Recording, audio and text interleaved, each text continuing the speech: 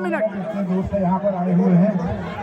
आदरणीय पुष्पेश त्रिपाठी जी, आशीष नेगी जी, धन्यवाद। और हमारे दिल्ली से आए हुए यहाँ के प्रसिद्ध प्रवर्तक और कार्यकर्ता मोहन सिंह नेगी जी, और मंच में विराजमान कांता राउत जी तथा हमारे जिलाध्यक्ष और सभी सज्जन, और इस प्रांगण में बैठी हुई हमारी माताएं, बहनें, बच्चे, बुजुर्ग जितने भी हैं, मैं आप सबका इस जमनिया की पवित्र धरती में हार्दिक स्वागत, अभिनंदन करता हूं। मित्रों, ज्यादा समय नहीं है, मैं यही कहना चाहूंगा कि अभी तक जितने भी वक्ताओं ने यहाँ पर अपनी बात रखी है, मैं उससे सहमत तो हूँ, लेकिन इतने लंबे चौड़े तरीके से बिल्कुल सहमत नहीं हूँ। मैं केवल एक सूत्री प्रोग्राम आप सबको बता रहा हूं। वो एक सूत्री प्रोग्राम है राजधानी गैरसैंण। क्योंकि हमें किसी अस्पताल के लिए आंदोलन नहीं करना है, हमें किसी रोड के लिए आंदोलन नहीं करना है, हमें कॉलेज के लिए नहीं करना है, हमें नौकरी के लिए नहीं करनी है, हमें इंफ्रास्ट्रक्चर के लिए नहीं करना है। यानी कि जितने भी आंदोलन हम लोग करते हैं, हमें बिल्कुल भी आंदोलन करने की कोई जरूरत नहीं है। हम एक सूत्र को लेके चले कि हमारी राजधानी गैरसैंण हो। अगर गैरसैंण में राजधानी हो जाती है तो आपको कुछ नहीं करना, आप घर में बैठे सोते रहिए, आपकी रोडें अपने आप बनेंगी, कॉलेजों वाले यहाँ अपने प्राइवेट और सरकारी कॉलेज खोलेंगे, यूनिवर्सिटियां यहाँ पे खुलेंगी, मैक्स फोर्टिस और मेदांता जैसे हॉस्पिटल यहाँ पर आएंगे, और जितनी भी सुविधाएं हैं सारे आएंगे। दूसरा सबसे बड़ी चीज है रोजगार। हमारे यहाँ 3 समस्याएं हैं। सबसे पहला है शिक्षा, दूसरा है स्वास्थ्य, तीसरा है रोजगार। तो रोजगार के लिए कहीं जाने की जरूरत नहीं। जो हमारे शहरों के लोग हैं वो सब यहाँ पर आएंगे। कैसे आएंगे?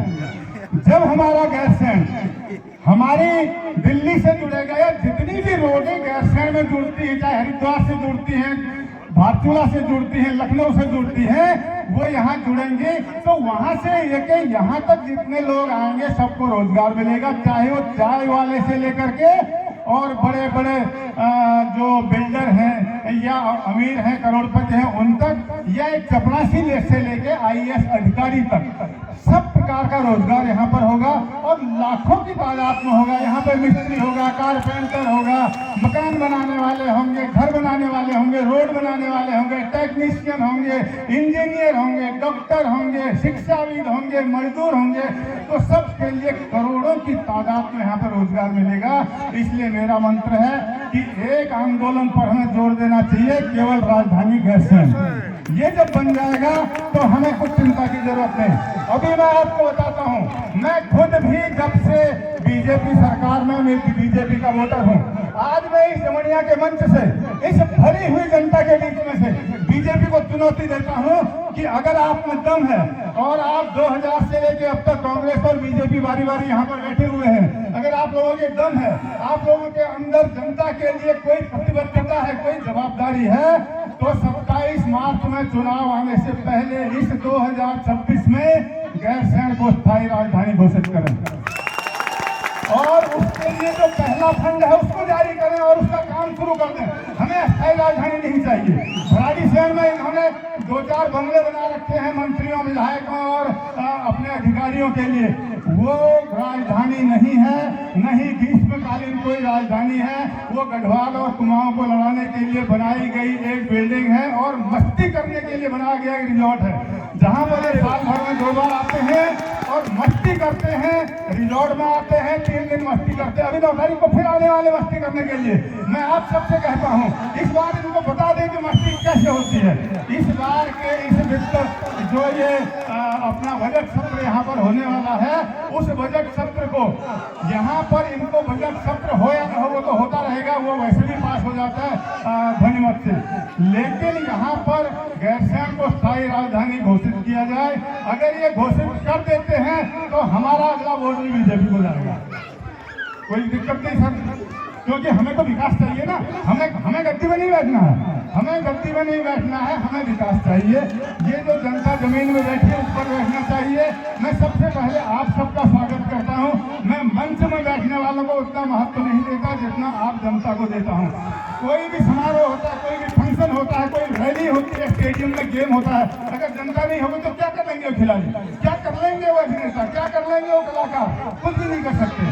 तो सबसे बड़े आप हैं, वोट देंगे पहले भी इस स्कूल में आप आते हो, यहाँ कोई नेता वोट देने नहीं आता, आप आते हो वोट देने, लेकिन जब सुविधा की बात आती है तो सुविधा कौन उठाता है? देहरादून में जो पहुँच जाते हैं हमारे वोट से, जो वहाँ पहुँचते हैं वो सुविधा पाते हैं। इसलिए इस बार आपने ध्यान देना है, अगर इस सरकार को रखना है तो ये 26 में गैरसैंण को स्थायी राजधानी घोषित करके पहला बजट उसका जारी करके और काम शुरू करे। अन्यथा हमारे पास बहुत बड़ा नेतृत्व है, युवा नेतृत्व है, आशीष नेगी जैसे, पुष्पेश त्रिपाठी जैसे, कांता रावत जी जैसे, और इतना बड़ा नेतृत्व हमारे पास, इनका इतना बड़ा विजन है कि हमारा उत्तराखंड अगले 5 साल में हिमाचल को माफ कर देगा। आपने देखा होगा हिमाचल प्रदेश एक पहाड़ी राज्य है और उसकी राजधानी कहाँ है? शिमला में है, पहाड़ के ऊपर। मेघालय पहाड़ी राज्य है, उसकी राजधानी कहाँ है? शिलोंग में है। इसी प्रकार मिजोरम है, नागालैंड है, और जितने भी 7 बहनें जिनको कहा जाता है उत्तर पूर्व के 7 राज्य हैं, उनकी पहाड़ में है, हिमाचल की पहाड़ में है। ये हमको जम्मू कश्मीर की तरह लड़ाना चाहते हैं। आपको मैं 2 उदाहरण देता हूँ, फिर अपनी बात खत्म करता हूँ। इन्होंने एम्स खोला, एम्स कहाँ खुलना चाहिए था? गैरसैंण में, चौखुटिया में, बागेश्वर में, धारचूला में, यहाँ खुलना चाहिए था। इन्होंने ऋषिकेश में खोला एम्स को, किसको फायदा मिल रहा है उसको? और इन्होंने एम्स का जो एरियल कैंप खोल रहे हैं वो उत्तर प्रदेश को सुविधा देने के लिए किच्छा में खोल रहे हैं।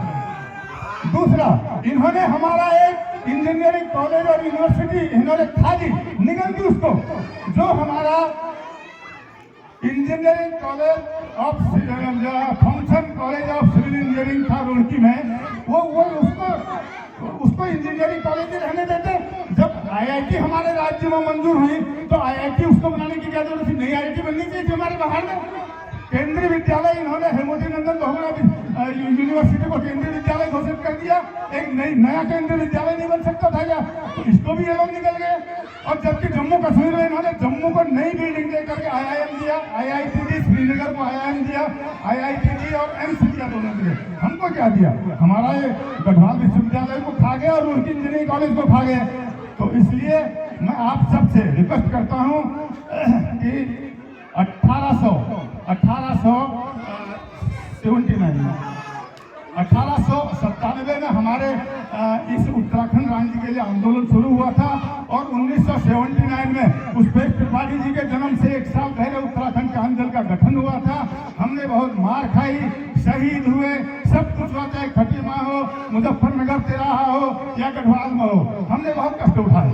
उन कष्टों की कोई गिनती नहीं, लेकिन जब हमारा दूध गर्म होकर ठंडा होकर मलाई जम गई और 9 नवंबर 2000 को मलाई खाने आ गए और अभी तक मलाई खा रहे हैं, मजे से मलाई खा रहे हैं। तो अब इनको मलाई नहीं खाने देनी है। जो दूध आपने जमाया, जो जमौन आपने डाला, आपका दही बनाया, छाछ आपने खानी और उसकी मलाई और मक्खन ये खाए, बताइए ये कहाँ का नियम है? इसलिए बीजेपी को सावधान हो जाना है, कुश्ती का मुंह छोड़ दो और अब जो है गद्दी आपको नहीं मिलने वाली है अगली बार। अगर गद्दी चाहिए तो गैरसैंण को राजधानी बनाओ।